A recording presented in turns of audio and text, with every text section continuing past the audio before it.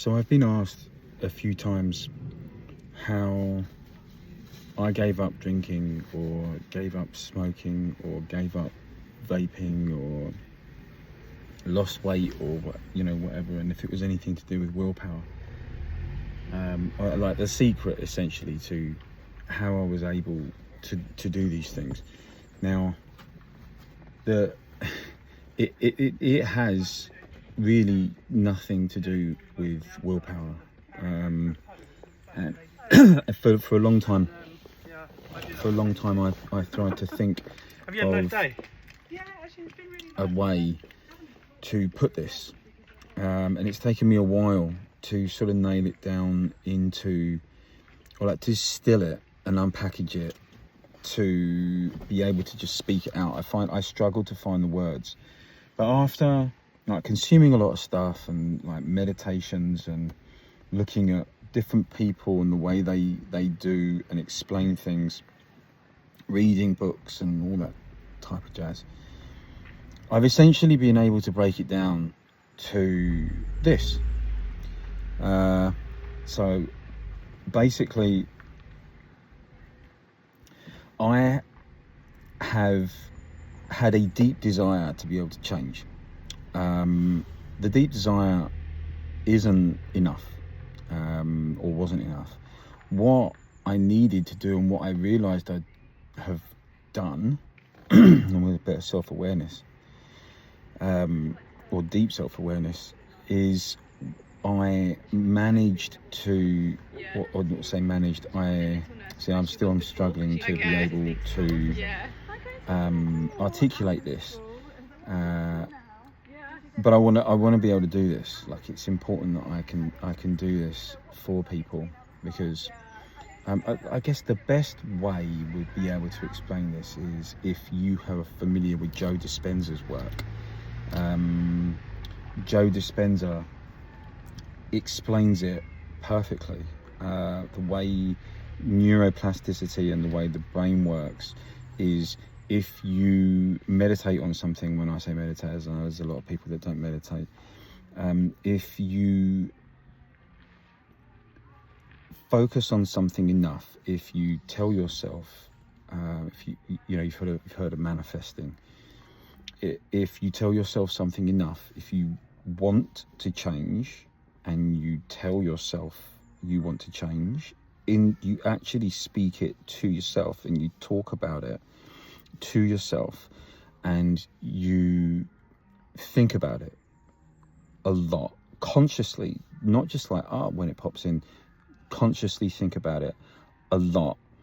You think about it in the morning when you get up, you think about it in the afternoon, every time you might have a drink, you think, I don't want to be doing this.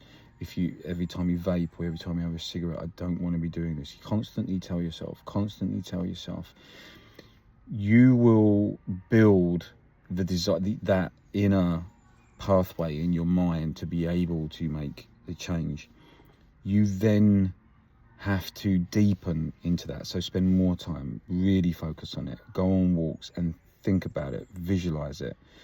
And eventually, when you're willing to make that change, you speak it out to people, you talk about it, you write it in a journal, you do an Instagram post, you put it out there into the world for accountability, and admit that you have the problem, or you have the issue with the smoking or the vaping. The desire needs to be there. You rewire your brain by constantly telling yourself and focusing and consciously being mindful and / meditate on these things, and then you set a date. You work towards it, you do it, and then you don't stop. You continue that path. And because you've done the mind work, the rest of it becomes possible. When I gave up drinking and vaping, I won't include smoking because I stopped smoking cigarettes a long time ago. I was a very different person. I really struggled with it. But with alcohol, it had been such a long time that I'd wanted to do it, and I told myself and eventually admitted it. I spoke to my brother, I told him I had a problem, and spoke to my mum about it. And I eventually admit, I read books about it. All this is mental planning. Eventually, I knew I was ready, and then it was the birth of my son, or the preempt, like my son was going to be born. That was the journey.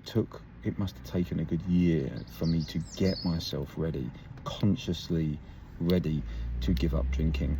And then vaping was really easy. I just set a date and done it, but I knew I went out for drives in my car, and I sat down in my car in the forest. I'd park up and I would think about it with no music or whatever it was on, and I would think about it, and eventually I set the date and I did it, and I don't think about it anymore. Alcohol, I mean, you know, obviously it's not as this simple, but that's how I done it. And again, I'm not saying that this is right for everybody. There's not one way, but that's how I did it. And that's as quick as I can explain it. It goes a lot deeper, and there are things and practices that I can deepen into and explain how I did that. But one of the reasons why it's taken me a while to put this up here, I'm up to 6.5 minutes now, so this is a long form. Just fell off. This is a long form video that I don't usually do videos this long, so this will go up on YouTube, and I'll put the link up there for people. But that is a pretty solid way of being able to, well, for me anyway, and I know that the you know, setting that intentionality is absolute key to be able to prime your mind and build those neural pathways to be able to accept and the change. It's almost kind of reconditioning your brain, rewiring your brain. And as I said, Joe Dispenza talks about this. It's a thing. I mean, it works, and maybe not for everybody. And again, it depends on, you know, how ingrained these things are, and habits, and addictions. But it worked for me, and I have no looking back, man. It's pretty incredible now, the difference. Anyway, I hope this all made sense. Reach out if you've got any more questions. Much love.